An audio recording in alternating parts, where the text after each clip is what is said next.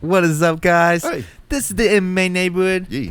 and we are back with UFC 274, Oliveira versus Gaethje, and this is the post, baby. Yeah, and don't forget, I'm Steven. And I'm Devin. Okay, so yeah, the UFC 274. Yes. Yeah. You know, it's to start tonight. We just got to mention, it was supposed to start with Cowboy Cerrone taking on Joe Lozon. Yes. But unfortunately, I think the day of the fight, Cowboy got like food poisoning or something like that. That's what people are saying, but I don't know. Yeah, I heard he ate some bad Mexican food. Is that for real? Yeah, for real. Some taco shop or something got him. Seriously? Yeah, dude. Which is interesting. Like, what would he want to get? Why would he eat like tacos right after weigh-ins? I mean, don't motherfuckers eat like pizza and shit sometimes? Well, I'd wait till at least I fight, you know. Yeah. But who knows what gave it to? It's unfortunate because It's very unfortunate. for us, the fans and everybody that wanted to see Cowboy I was pretty stoked about that fight one. and It would have been cool. Yeah, see him fight start the night right. We didn't get the chance to see that. But instead, did you hear? He's actually announced he has 2 more fights left. He wants to go out on 50 fights, and 55. that's it. How do you feel about that? I did good for him. Yeah. I mean, honestly, he's probably going to lose his next 2 fights. Oh yeah. And they rebooked his fight with Joe Lozon in June, I believe. Oh, did they for sure? Yeah, I think it's for the Cater and Emmett. Cater and Emmett, yeah. Cater. Cater. Get that Cater versus Emmett card. Oh, dude. Yeah, they rebooked Cerrone and Lozon for that one. Oh, that's so pretty fire. They will be fighting soon. Unfortunately, we didn't get it for 274. What we did get, Steve-O, is a welterweight bout. I think this was on the prelims. It's Randy Brown versus Chaos Williams, and I didn't get to see this fight. So, what can you tell us about this, Devin? it was okay. It was not bad. I believe Chaos cracked Randy Brown early and dropped him. Yeah. So it was looking like he was going for Chaos, but in the second round, Randy started turning it up, and I think he ended up dropping Chaos and turned it tied for round 2 and 3. And Randy, I believe, ended up winning with unanimous decision. It says split decision here. Oh wow. Yeah. Well, yeah, it was a close decision, one. but That one confused me because I thought Randy had it in the bag, but mind you, they both got knockdowns on each other. It was a good fight. well, there was quite a couple other split decisions in here in this fight night too, or not fight night, this fight card.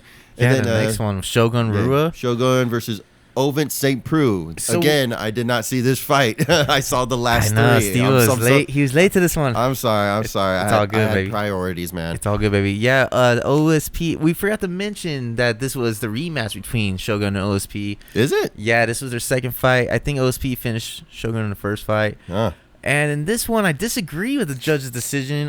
Really? Nothing really happened much in this fight.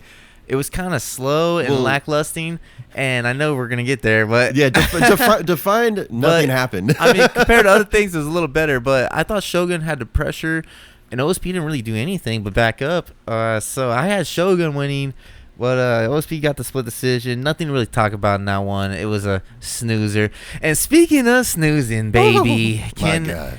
I really want to hold back on as much as I can on this one because Because now we're getting to the good stuff, you know? yeah. Michael Chandler versus Tony Ferguson. Yeah, oh my God! Someone went to sleep on this one, and it was nasty, man. I called it. Chandler came in hot.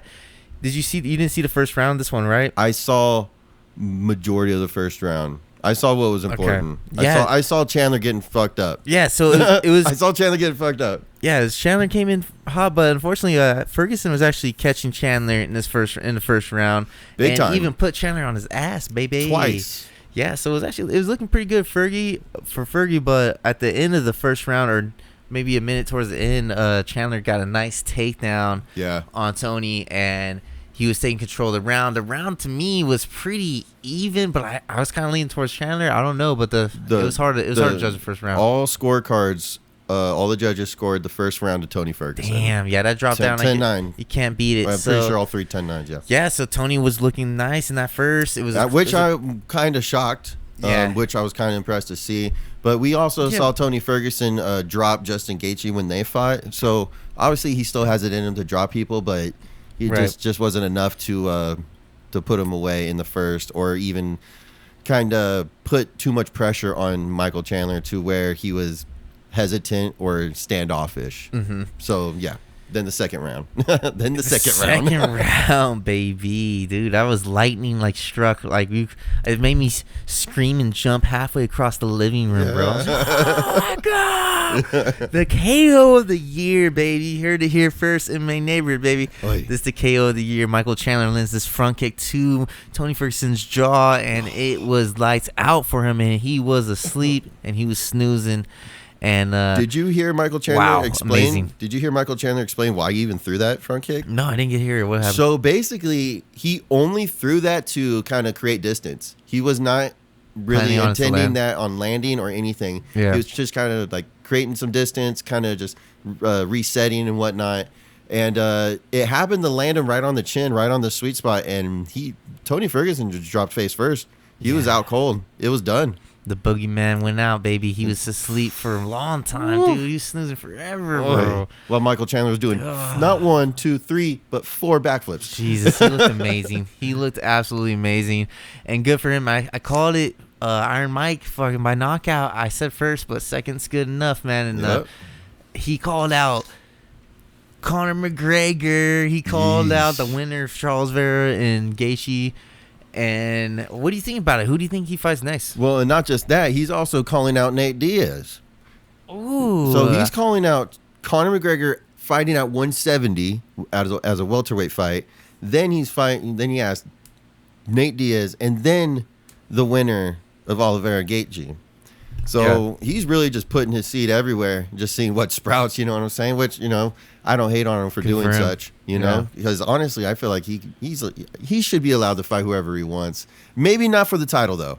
Not for the title. Not for the title yet, or maybe the backup, maybe replacement or something. Backup, but if he's gonna get scheduled for a fight between Nate Diaz or Conor McGregor, dude, him versus Conor McGregor at 170, dude. It'd be hot, dude. I'd be so down. I'd be so down. Oh, dude, I can't wait. I think Conor McGregor would smoke him though. I think you think Conor McGregor honestly, can smoke him? All right, look, I love the fight. I want to see McGregor fight Chandler.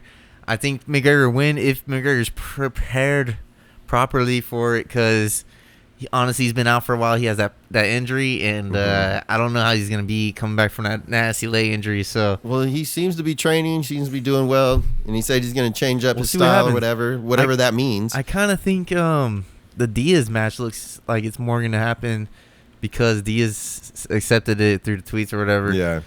So maybe that's going to happen next. Diaz has one fight left on his contract. One fight left, and he's fucking out. Yeah, and they're down for 170. We would like to hear what you guys think. Yes. But, dude, I feel like I underplayed this.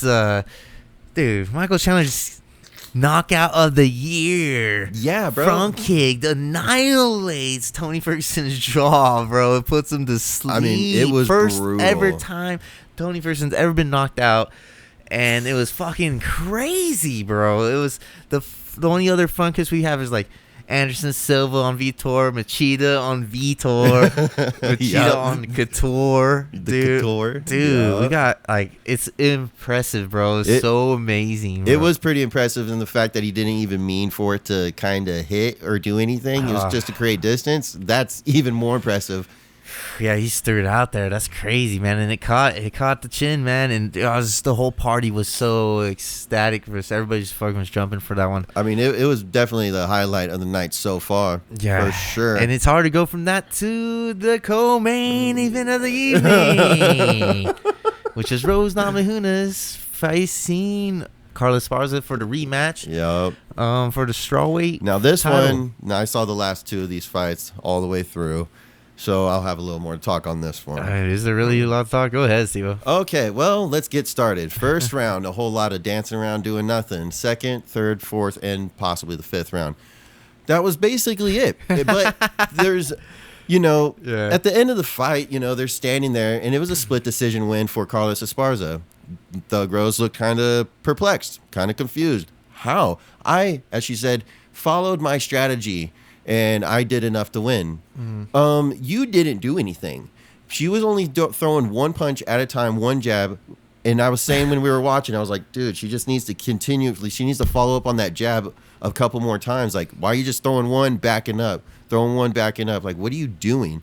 You know, it's like, it just, it was horrible. And they're both complaining to each other like, oh, Carlos Esparza, the champion can't just do there and do nothing. Well, Carla Esparza, you didn't fucking do anything either. Damn. You barely did anything. I'm surprised they didn't just call this a draw and that no one wins. Because I would have been happier way more than that. No contest, right? Dude, just like... And now we have Carla Esparza as a champion who Dana White, I believe, has said the winner of Zhang Weili versus Joanna Jędrzejczyk 2, the winner of that fight's going to get the title fight, which I am way excited for. Yeah, this was a huge disappointment for the women's MMA. It set them back big time. We love Rose Thug Namajunas, but she just didn't perform tonight that night. She didn't do anything. She didn't do anything. Carla Esparza didn't do anything but a couple takedowns, and it was really just one of the worst fights ever. I know people are saying the worst title fight, of course, but I'm thinking worst fight I've seen. Okay, well, and there was good snoozing in the Chandler fight and bad snoozing in this fight because everybody's passing out. And I like to name off a few things that you'd rather do during this fight. Grab some beer. I went to the bathroom, I went to the bathroom. Bathroom breaks, beer breaks. Yeah. Rewatch the Chandler knockout during this fight. How many people actually rewound it, watched the Chandler fight, and then fast forward it past this shit? You could do that about 4 times. Or did someone switch off the fights and go play UFC 4? You know, and actually have a real fight. You know what I'm saying? Oh my God. Yeah, have a real fight. Dude, so many better things. It's just it was sad, man, and I hope even the commentary team, they were even dogging on them during the fight, and that was the funniest shit. It's the thing that everybody's gonna do. I'm starting to feel bad, but honestly, dude, it's just such a fucking. It was a disappointment. It was a great high from the Chandler, beautiful knockout of the year, and then we go from like just this dud, and a buzzkill. Of an event, and honestly, I think I agree with you. And I don't think any girl should have won this. That should have been no contest. Yeah, that's horrible. No contest or a draw because, like, whatever. They just horrible. Some people are even calling for a rematch of this. I'm just like, no. That's the funniest thing I ever heard. No, get the hell out of here. Dude, you don't know what you're talking about. No one wants to see this again. Come on. Oh my God, bro. that's what. Carla Esparza as a champion, dude. This is bad news. Yeah, bad news. Nothing for the happened, division. but it's kind of funny. So you brought up a good point. Joanna's taking on Zhang Weili. And that's coming up in the next pay per view. Actually, 275. And dude, that's gonna be so sick. Yeah, 275. That's gonna have freaking. Oh my God. Weili and Joanna for the rematch. That's gonna be so fire. That was honestly the best women's fight we've seen. That's the best women's fight I think ever. By far, this was the worst women's fight. So I can't wait for the Zhang Weili and Joanna because I know that's gonna deliver no matter what. Oh, for sure. But do not pair Rose and Carla together ever again. We don't need to see that. No, we're good. It's just the UFC is gonna make sure that fight never happens again. That was just the worst I've seen, man. Did you see nothing happened? Did you see the picture of Dana White and they're sitting on Octagon side and they're watching the Canelo boxing fight on the screen? Yeah, he said he even admitted he zoned it out. Like he zoned out like second, third round. Yeah, he's over. Yeah, same with a lot of people. But when the main of the evening went down between Charles Oliveira and Justin Gaethje for that lightweight title, baby, that's when we woke back up. Yeah. And it was a hot one-rounder, baby. Yeah, it was. Ooh. But damn, Justin Gaethje came in hot. He knocked Oliveira twice. Knocked him down twice. Well, honestly, let me speak about that. I will say he knocked him down once. I knocked him down twice. No, okay, look. The first time, I would say the first knockdown was a legit knockdown. The second one, no. He's trying to bait him. That second knockdown wasn't really a legit knockdown. He's trying to bait him on the ground. Oh my God. He was trying to bait him on the ground. It's so obvious. Look, JT came in cracking, boys. We wanted. I was even telling Steve, I was like, this boy's got him in the bag. Freaking Oliveira's bleeding. And hold on. Let's start off from the beginning. Oliveira missed weight. Fuck. Oh, dude. Okay. You're trying to piss me off now. Let's bring it back, dude. You're trying to piss me off now. Let's tell the fans what happened. He weighed over, 200, 300 grams over, half a pound over. And apparently, now look, we've been watching UFC and doing this commentary stuff for a while now, right? Now, even some things are going to get biased, like rules and stuff and like that. That rule that a champion had to weigh in exactly at the division weight, I never knew that. Yeah, I never knew the champion had to weigh in exactly because every other, a regular fight, they have the pound grace period, the grace, the 1 pound limit. Yeah. 1 pound limit. Now I thought that was the same for championship fights. I never knew they had to weigh in exactly. Yeah, for them to strip Charles Oliveira for half a fucking pound, get the fuck out of here.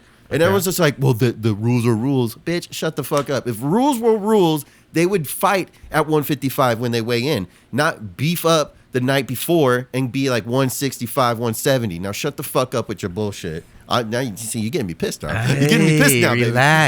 Relax. No, I'm sick of people talking rules shit are over rules. half a fucking The rules pound. are rules. So Charles Oliveira is officially stripped. Yeah, he's stripped. The lightweight belt. Stripped at the scale. Now, it didn't freaking hold him back coming into this fight. Charles Oliveira came in hot. He was the Phoenix, man. He dropped twice. That's right, baby. He got dropped twice.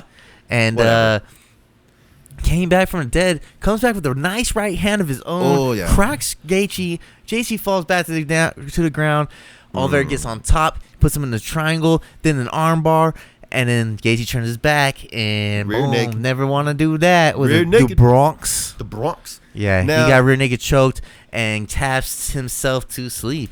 So Charles Oliveira did what most people can't do, is stand and bang with Justin Gaethje and win. I think Dustin Poirier is probably the only one to do that, huh? The only other one? Yeah, and Eddie Alvarez. Well, Charles Oliveira's beaten, just about everybody else. Eddie Alvarez obviously isn't in the UFC no more, so we can't see that. Freaking Charles Oliveira is now just taking out Michael Chandler, Dustin Poirier, and Justin Gaethje back to back to back. And it's looking pretty good for him. Unfortunately, he doesn't have his belt. He's considered number one contender, but in the fans' eyes, he's, of course, the champion. Of course he is. And of course he is. I got to give him props, man. I don't know how he does it, but he does it. I still am going against the boy. And I know my boy McGregor will come back and take his head. But for now, he can be praised because, damn, dude, he just took out the best of the best in the lightweight division. He took out the hardest-hitting person, I think. But there is more to come. There's some hot. The lightweight division's on fire, baby. Yes. And Islam is crawling right there. It could be Junior. He's right there, dude. Yeah. So there's actually a few people. There's a couple names. Darush. Benil Darush, Islam. That's the one Russian. I can't pronounce his last name. So Islam and Benil Darush. And Charles Oliveira is saying they need to fight. I don't mind it. I think it's a great fight. I don't know if they'll wait for it though or not. Khabib, Islam, and that whole team are like pushing, like, no, you need to fight Islam. He's done enough. Exactly, they're pushing it pretty hard. And I actually love the battle between Charles Oliveira and Islam because we've seen Charles beat these strikers, and him against another grappler would be amazing grappling test. You don't hear me saying a lot like I want to see these guys grapple, but when it comes down to the best of the best, it'd be awesome to see these guys get down to the ground and see what they got. Do you really think Islam's what's their wrestling style? He's like a sambo. Sambo. It's more top control versus back control. So back guard. Yeah. So like Charles Oliveira be playing off his back a lot, and Islam be on top. So it'd be interesting to see how that battle would break down. But we've seen Charles Oliveira on his back, and he still is a huge threat on his back. Exactly, that's what I'm saying. He is, and Islam's threat on top. So it'd be good to see that attack. But see, the thing is, Islam is going to be completely out of his element on the striking. Striking wise, Charles Oliveira could easily put this dude down. You're right. We just saw him put down Justin Gaethje. You know what I'm saying? We saw him dink out Michael Chandler. Mm-hmm. You know what I'm saying? We've seen him fuck some people up. And I really don't see... I agree with Charles. I think Islam needs to fight Benil Dariush for the next title fight challenger. Yeah. And I agree with that. So you think we're looking over Benil Dariush here? He should be... I mean... No, I think he's ranked number 6, you know what I'm saying? I still think he should fight Islam, and that's whoever wins that gets the title fight. Well, I say screw that. We say we see Islam go for Charles, and I want to see McGregor and Chandler, baby. Give Chandler what he wants. That's dude. What's up. Or Chandler and Diaz, either one. But, my fantasy would be Islam and Charles Oliveira, and then, because you got the best grapplers going against each other. Yeah. And then McGregor and Chandler, because they're going to stand and bang. Yeah, you know Michael Chandler's going to stand big. I don't know. It'll be tight, dude. That's why I like Michael Chandler. He's a good wrestler. But he'll scrap and knock out anybody, and I love it. That KO of the year, baby. That's all I could think when I seen. I was like, oh my god, dude! It was lightning through his foot right there. It's like, oh. You all should have seen Devin how pissed he was when that shit happened. Oh my god! That night when we watched the fight, Charles Oliveira knocking out your boy Justin. Dude, yeah. I just saw it in your face. You were mad. Him out. Yeah. You know, I thought Justin really had it in that Oliveira fight. He looked really good. It was just so fast. It was a one rounder, and Oliveira just kept coming at him, man. I guess this boy, he's not willing to quit anymore. No. But he used to be a quitter, but he's not quitting guess no what? more, Justin was talking all that crap. Oh, he's a quitter. I've seen it. Well, guess what? You quit twice versus Khabib and now Charles. So shut the fuck up, Justin. There you go. There you go, baby. Get back in line. Work your way back up. Or do you think he should move up? That's a good point. I don't know where Justin goes now.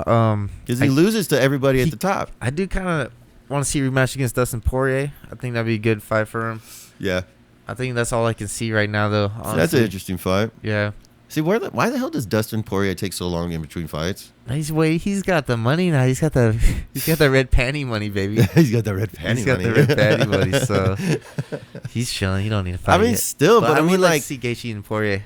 Gaethje Poirier or Chandler Poirier. I want Chandler versus McGregor 170. That's what I want. Let's go, baby. Either Islam versus Beneil Dariush for the title challenge, or just give it to Islam, and maybe give I don't know. Yeah, that's what I think so far. Hell yeah! What do you guys think? We want to know what you guys want to see next. Yes, make sure to let us know about what your fight experience was that night, because damn, it was pretty exciting for us. Yeah, well, most of it. Yeah, most of it. And make sure to like, comment, and subscribe, all that good shit. Because you know what? Wait, hold on. Where can they follow, like, and subscribe, Devin? Oh, on YouTube at MMA Neighborhood. Yeah, and the IG. MMA Neighborhood _Graham. That's right, because it's not the MMA Neighborhood without you. And I'm Steven. I'm Devin. Yeah, we'll catch you guys next time, baby. Let's go. Come on. Got that.